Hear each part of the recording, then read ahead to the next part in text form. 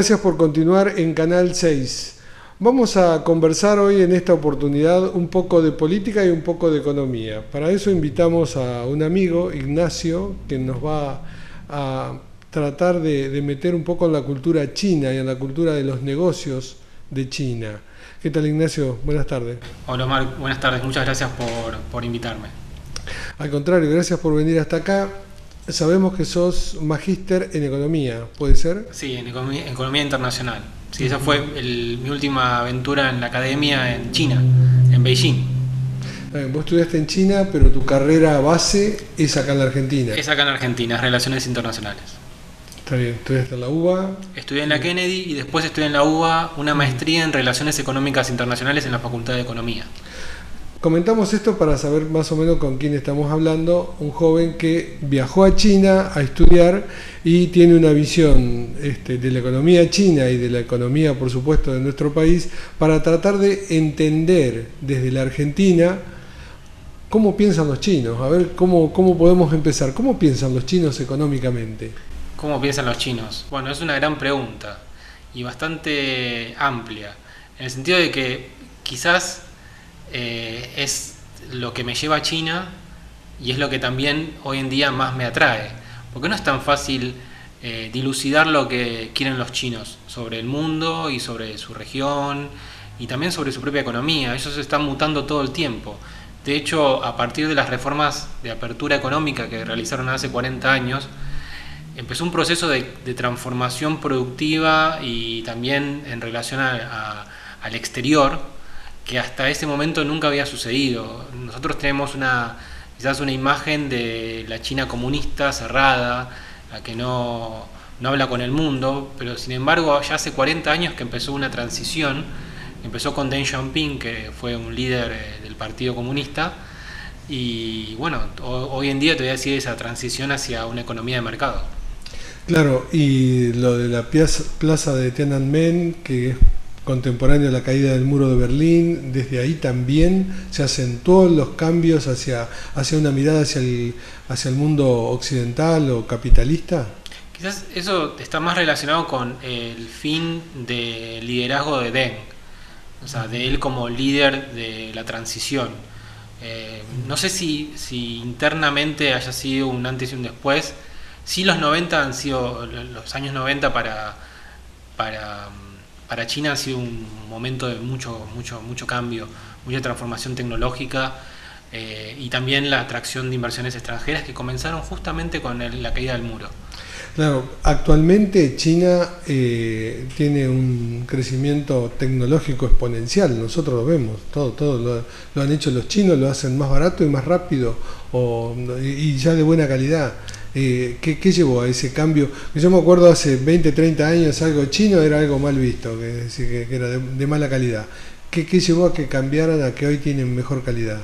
Bueno, eso es una discusión también sobre cuál es el rol del Estado en la planificación del desarrollo de un país. El Estado chino tiene un rol protagónico en lo que es la transformación productiva del país. Y nada de lo que han hecho los chinos en los últimos 40 años ha salido por casualidad, fue todo planificado. Ellos al principio sabían que estaban cometiendo errores, sabían que sus productos no eran de tan buena calidad como en otros países, pero teniendo en cuenta la fuerza de trabajo que ellos tienen, que hoy en día son más de 1.300 millones de habitantes, obviamente que tienen uno de los factores productivos más importantes, que es la mano de obra, y barata. Entonces, con el tiempo y bueno, con la educación de su población lograron mejorar las condiciones en las cuales producían sus bienes, ¿no? ¿Y cómo lo toma el chino medio, es decir, el chino que vive en una ciudad, en cualquier ciudad y tiene que trabajar? ¿Cómo toma toda esta transformación? Bueno, depende. Los chinos en general trabajan mucho. Tiene una cultura de trabajo extremadamente exigente, lo cual es que la persona de a pie, el trabajador común, quizás no tiene la capacidad para entender la macro de lo que le está sucediendo al país. Están orgullosos de su país. Mucha gente, cuando uno tiene la oportunidad de hablar con los taxistas, con la gente en la calle, se sienten orgullosas de su país, de lo que está pasando en su país.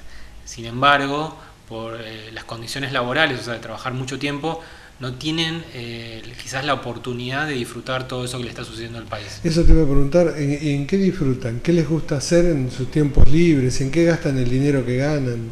Bueno, es una pregunta amplia también, porque dependiendo de la ciudad, dependiendo de la formación familiar, ten en cuenta y la edad, porque hasta hace no mucho había una restricción para tener no más de un hijo. Entonces está esta cultura del hijo único, o sea, una persona que quizás está más concentrada en su vida, en su desarrollo personal, y eso incluye también el entretenimiento. Son, digamos, de características más individualistas, más abocados a, si van a hacer algún deporte, va a ser por una cuestión de competencia, y eso se nota también. O sea, no hay un relajamiento, o no se nota un relajamiento en la sociedad. Es decir, no tienen el ocio que puede tener otra sociedad. No, porque están en común, una etapa histórica de su país, en el cual necesitan estar atentos a lo que está sucediendo. Y creo que ese nivel de tensión que se vive en la sociedad tiene que ver justamente con quizás lo que el sistema les impone, que es una exigencia bastante importante. O sea, la meritocracia es muy bien vista en Asia en general, y China ha tomado la posta en los últimos años y lo ha vuelto como te diría una política de Estado. Desde el Estado. Desde el Estado y también desde la sociedad misma. Acepta las reglas de juego que el Estado le impone trabajar de determinada cantidad de horas o de determinada manera, o todo, lo acepta sin. Sí, algo que sin la gente discusión. quizás no tiene por qué saberlo, pero que es súper interesante la historia de China, que en China las universidades se cerraron por 10 años. En la etapa de la revolución cultural, un país tan grande como China, la mayoría de las universidades no estaban abiertas. Sin embargo, cuando Deng llega al poder, él abre las universidades y establece un sistema de evaluación para entrar a la universidad, el cual era bastante exigente. Y de esa manera es que las universidades empiezan a crecer, y también teniendo en cuenta esta cultura de la meritocracia, ¿no? El que ingresa a la universidad no es cualquiera, sino es una persona que estudió, que se autoexigió un nivel para poder ingresar. Sí. Hay un mito, o no sé si es así, más que nada de la cultura japonesa, que no tiene nada que ver con los chinos, pero ¿qué le pasa a la persona que no logra esos objetivos? Que no puede ser el número uno, que no puede ingresar a la universidad. ¿Qué hace después de su vida? Bueno, como todo gobierno digamos, de pensamiento colectivo, siempre hay una segunda oportunidad, o quizás siempre hay un espacio para que esa persona también quizás no entre a la universidad, pero se desarrolle o sea parte de, porque ten en cuenta que es una sociedad que se creó a partir de una revolución en la cual el marxismo tiene un rol, todavía sigue siendo importante, y lo colectivo está por arriba de lo individual, independientemente de que ahora estén alentando el individualismo como motor de las nuevas tecnologías y de la innovación. El individualismo, es decir, lo ven lo como individual, algo, lo individual, el desarrollo individual, que es muy importante, porque hoy en el siglo XXI los recursos humanos son el factor de trabajo más importante, o sea, la cabeza. Si un país quiere desarrollar inteligencia artificial o desarrollo nuclear, necesita tener individuos que sean extremadamente competitivos y que se especialicen en lo suyo. Y para eso, bueno, hay que crear unas condiciones determinadas. Y eso también tiene que ver con el aliento del desarrollo individual. Y hablaste de lo tecnológico, de la inteligencia artificial, las ciudades inteligentes. Sí. ¿Qué viste ahí en China? Bueno, que la mayoría de las capitales son ciudades inteligentes que han creado ciudades desde cero también, en el sur de China. ¿Y a qué se le puede llamar una ciudad inteligente? Para que lo entendamos acá, quienes vivimos en Trujuy, en Moreno, y tiene las calles rotas, que podrían ser de la Edad Media o del prehistóricas, mejor dicho. Una ciudad inteligente tiene ciertas características que está asociado a cómo se integra lo urbano a las nuevas tecnologías de la comunicación y también de la informática y o sea, todo lo que el ser humano ha desarrollado tecnológicamente en el último siglo aplicado hacia la ciudad para el beneficio de la ciudad y el bienestar de la sociedad. Por ejemplo, ¿no? Las cámaras de seguridad que reemplazan la vigilancia continua de los policías. No es necesario en China que estén los policías en cada esquina, sino que el ciudadano ya sabe que hay cámaras en toda la ciudad que le brindan cierta seguridad. O, por ejemplo, el control remoto de las infracciones de los autos. Después el transporte público, la transformación del transporte público, bueno, también el hecho de las ciudades inteligentes también se asocian al cuidado del medio ambiente y como ellos han contaminado por muchos años por el desarrollo industrial que tuvieron, ahora están con el control ambiental, ¿no? O sea, con el desarrollo del control ambiental. Por ejemplo, en Beijing están prohibidas las motos a combustión. Son todas motos eléctricas, lo cual no tiene un impacto ambiental que sí lo tiene que son las regulares, ¿no? Las que usan nafta. Algo que me quedó de la pregunta anterior, sin preguntarte.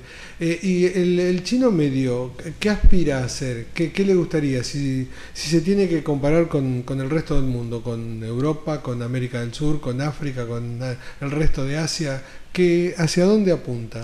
Hace unas semanas me hicieron una pregunta similar de cuánto ganaba la clase media. Fue en la Universidad de Quilmes, en la radio. Y me dejó pensando, porque muchas de estas interrogantes que me hacen los periodistas, yo después las tomo y empiezo a investigar. A mí lo que me llama la atención es que es muy difícil clasificar, primero que es muy difícil clasificar 1.300 millones de habitantes. Entonces decir la generalidad. Entonces decir que la clase, cuál era el ingreso de la clase media, por ejemplo, a mí me llevó a pensar, bueno, no es lo mismo una persona que gana en las grandes metrópolis de China hoy en la actualidad que una persona en una ciudad mediana que tiene 5 o 10 millones de habitantes, que eso es lo que no estamos acostumbrados nosotros. Y el nivel de ingresos es similar al de los países menos desarrollados de Europa, o sea que es más alto que el argentino. Entonces ya tienen cuestiones aspiracionales parecidas a los países de centro, que es tener un auto, tener una casa, poder viajar al exterior.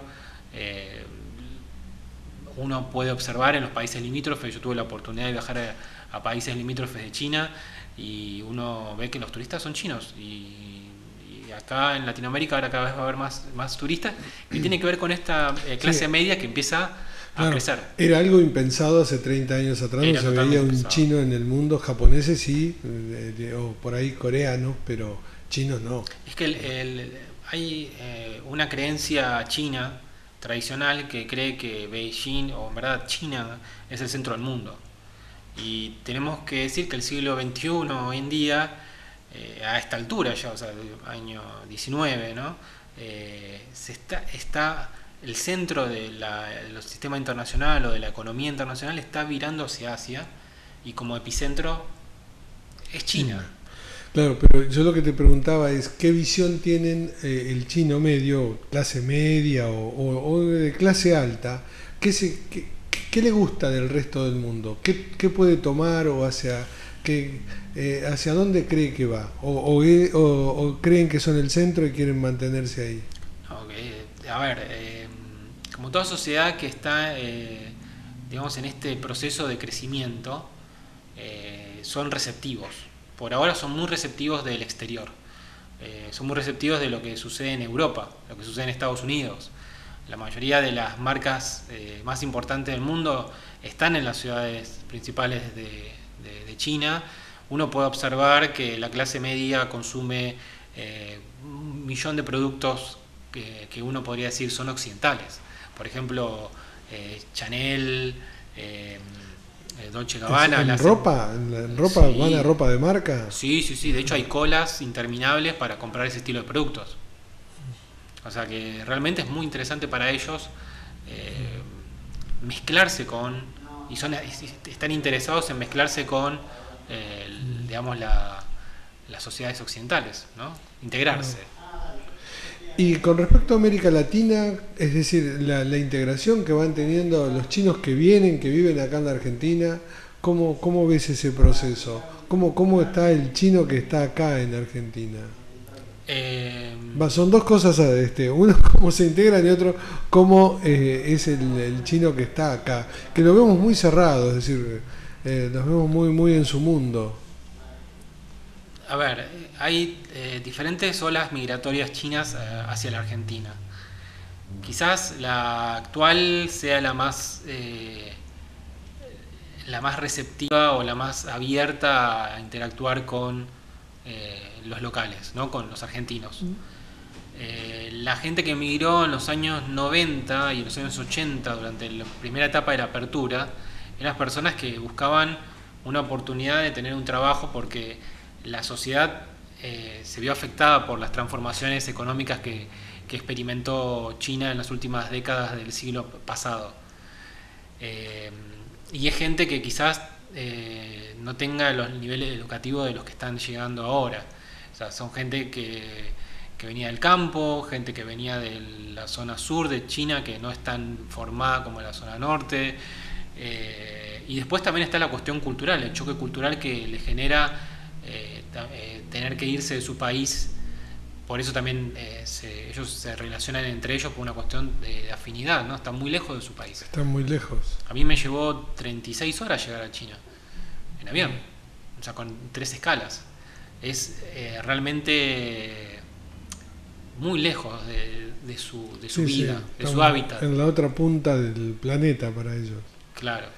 Y en eso de cotidiano, de todos los días, ¿vos creés que el chino que vive en la Argentina se va a ir integrando más o quiere volverse a China? Eso depende del individuo. Creo que en su mayoría tienen todavía un contacto muy fuerte con su país de origen, pero seguramente las generaciones subsiguientes, o sea, si ellos toman la decisión de quedarse acá y tener sus hijos acá, van a ser mucho más abiertos y se van a integrar al país. Ha pasado con otras olas migratorias de otros países que finalmente terminan integrándose a nuestro país. Vos hablas mucho de China, conocés, viajaste. ¿Qué te gustó de China? ¿Qué te llevó a hacer esas 36 horas y ir a estudiar a China? ¿Qué me gustó? Bueno, primero me sorprendió. Creo que la primera impresión que tuve fue en llegar al aeropuerto, que ahora ya no es el aeropuerto de Beijing. Acaban de abrir el aeropuerto más grande del mundo en Beijing, y que tiene una forma de dragón. Y yo creo que ya desde el inicio, desde el momento, el aire, fue como un romance con una... Porque aparte fue sorprendente porque yo no me lo imaginaba a China de esa manera. Me lo imaginaba algo más ancestral. Y sin embargo, digamos, todo lo que tiene que ver con las nuevas tecnologías y la aplicación a lo urbano están desarrollándose en China. O sea, los 50 proyectos más importantes de Smart Cities o ciudades inteligentes se están desarrollando en China. Lo cual, cuando uno llega a una ciudad tan grande como es la capital, que vive más de 20 millones de habitantes, uno se da cuenta de que está ante algo que no lo ha visto nunca. Yo tuve la oportunidad de viajar a otros países y lo que experimenté en China en un año no lo he experimentado en otro lugar, porque es esa mezcla entre lo tradicional, lo ancestral, los más de 3.000 o 4.000 años, dependiendo con quién hables, que tiene China, su cultura, y lo moderno, lo nuevo. Ellos han desarrollado un sistema de trenes, de conexión entre todas las provincias, con trenes de alta velocidad. Eso no hay en ningún lugar del mundo. Ellos desarrollaron más vías férreas en 10 años que quizás toda la revolución industrial de la segunda revolución industrial en Alemania. Es increíble. Sí, y eso que viste, ¿qué se puede notar? ¿Que ellos les gusta, son orgullosos de su país, dijiste vos? Les gusta salir a pasear ahora, les gusta salir a hacer turismo, está bien. ¿Cómo ven el resto del mundo? ¿Como una oportunidad para irse o como una oportunidad para dominarlo? Creo que es como una oportunidad para interactuar con el mundo. ¿No Eh, tienen una mentalidad imperialista? bueno, eso es una discusión bastante, digamos, actual en Latinoamérica, porque también nosotros nos estamos encontrando ante un mundo que está cambiando y donde China está empezando a ser protagonista, lo cual nos lleva a pensar en la historia del mundo y cómo los países que generalmente son protagonistas tratan de dominar o controlar otros Sí, países. sucedió Eh, siempre. pero en el caso de China, creo que la forma en la que ellos, por ejemplo, invierten es muy distinta a la que han invertido los países europeos en los países en desarrollo o Estados Unidos. Lo cual nos lleva a pensar de que quizás haya una oportunidad para una cooperación no tan asimétrica como en el pasado nos ha sucedido a Latinoamérica con los principales países como puede ser Estados Unidos o la Unión Europea. Creo que se abre la oportunidad para aprender las experiencias anteriores, estar atentos, pero por otro lado abrirse a lo que puede llegar a pasar y lo que podemos interactuar en diferentes sectores con China, ¿no? Y esta pelea, por último, nos vamos quedando sin tiempo, esta pelea económica entre Estados Unidos y China, ¿cómo repercute en China y cómo nos puede repercutir a nosotros? Bueno, yo empecé mi experiencia en China con el comienzo de la guerra comercial entre Estados Unidos y China. Y con el tiempo fue creciendo el nivel de tensión y eso se vivió muy fuerte en la capital. Creo que tiene un impacto muy negativo para la economía global, no solamente para China ni para Estados Unidos, sino para todo. Nosotros venimos de una etapa donde hubo una guerra y todavía persiste la guerra de monedas o sea, el valor de la moneda entre el dólar y el euro, el yen y el yuan. Y eso lleva a una fluctuación y una inflación global. O sea, todos los países están sufriendo inflación, no solamente Argentina. Ahora está Chile, que está sufriendo una crisis, también está pasando por un momento inflacionario. Y eso tiene que ver con que hay también una transición sobre lo que es la noción de valor de las divisas, sumado que ahora también está los bitcoins. Los bitcoins, eso te iba a Eh, preguntar. y ahora la disputa principal es por quién es el principal país receptor de importaciones. Hoy en día el mayor receptor de bienes, no de servicios, es China. Por ende, Receptor de bienes, así que no solo marcas, sino también claro, no otro tipo solamente de bienes. exportador, sino Sí. también ahora es importador.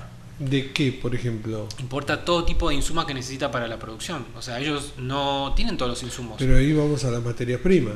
No solamente materia prima, también insumos intermedios. O a veces, porque todo lo que nosotros consideramos made in China, en verdad la mayoría de los componentes son producidos en otros países. Las computadoras, a veces es solamente el 20 o el 10% que se produce en China. Después todo lo otro se produce o en países limítrofes o en países digamos en desarrollo o países centrales. Entonces, que eso también nos lleva a pensar cómo está configurada hoy en día la producción mundial. Que no Sí, es son sistemas interrelacionada integrados, totalmente. interrelacionada. Entonces somos interdependientes, lo cual esa interdependencia nos lleva a tener que, o sea, sufrir todos estos conflictos que existen entre las dos potencias más grandes en este siglo, que son Estados Unidos y China. Entonces, no es que solamente esto impacta en ellos, sino que impacta en todos porque estamos todos integrados. Claro, pero venimos de una época donde las dos potencias eran Estados Unidos y Rusia y la pelea era político-ideológico hasta casi fines del siglo pasado. Hoy en día vos creés que esta batalla económica que hay o esta guerra económica entre Estados Unidos y China tiene un final, es unos fuegos artificiales o es algo que se va a consolidar y va a ir en contra de la globalización y cada uno se va a cerrar en su búnker. Está muy bueno que destacaste la cuestión ideológica. Acá no hay una discusión ideológica entre China y Estados Unidos. Los dos son economía de mercado. Son economía de mercado. De hecho, cada vez China se está abriendo más al mundo. Acá la discusión tiene que ver con quién lidera el flujo comercial y económico en el mundo. O sea, el debate acá es la economía en sí misma. Plata. Es por el liderazgo. Bueno, o sea, nosotros tenemos que tener en cuenta que hoy en día las fábricas en el mundo están ubicadas en Asia. por más que tengan problemas, digamos, de catástrofes naturales, que es la región con más catástrofes naturales por año. Sin embargo, las empresas toman la decisión de radicarse en los países asiáticos, principalmente en China.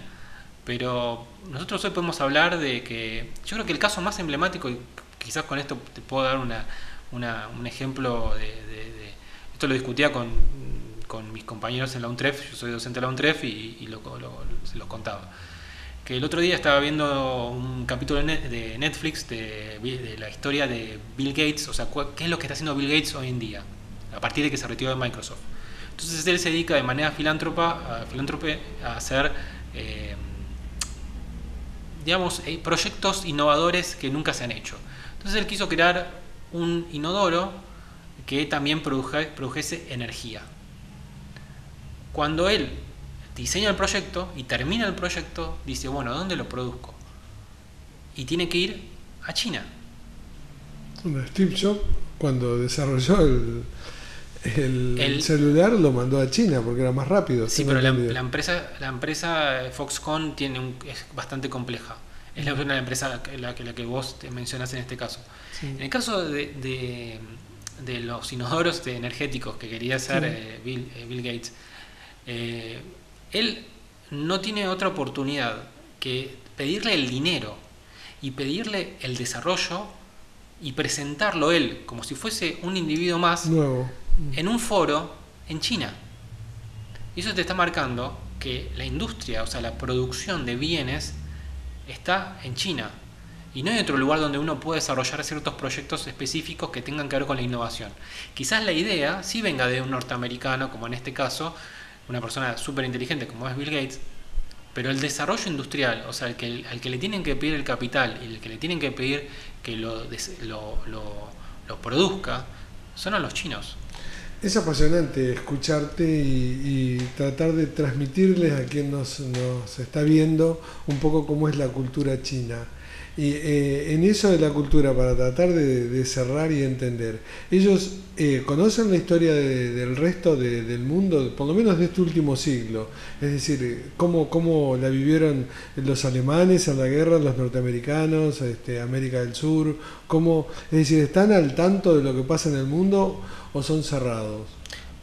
Bueno, depende de si uno habla con las clases más educadas o con los ciudadanos. Las clases más, digamos, que llevan adelante el desarrollo del país, es decir, quienes tienen más poder de decisión.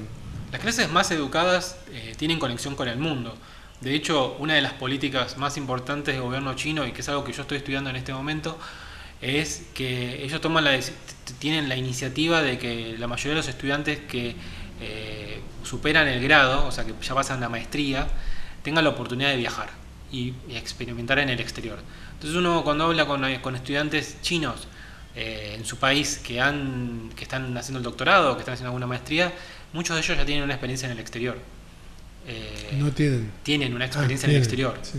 El Estado financia totalmente la persona que tiene ciertas condiciones y los envían a los países centrales, ¿no? O sea, Gran Bretaña, Alemania, Estados Unidos. Realmente hablar con un chino que esté en la universidad haciendo un doctorado, que ya ha terminado el doctorado, es bastante enriquecedor y uno ahí comprende que realmente se están convirtiendo en un país de primer mundo. Bueno, gracias Ignacio por venir, compartir con nuestra audiencia esta conversación, porque nos hace entender un poco una cultura que cada día la sentimos un poco más cercana, pero estamos muy lejos de conocerla, por lo que verás. ¿Volvés a China dentro de poco o no? Me encantaría. En el corto plazo no hay ningún plan de volver, pero seguramente en el mediano plazo habrá la oportunidad para volver a China, cual guardo cierto cariño. Gracias Ignacio. Muchas gracias Omar. Puede continuar con la programación de Canal 6.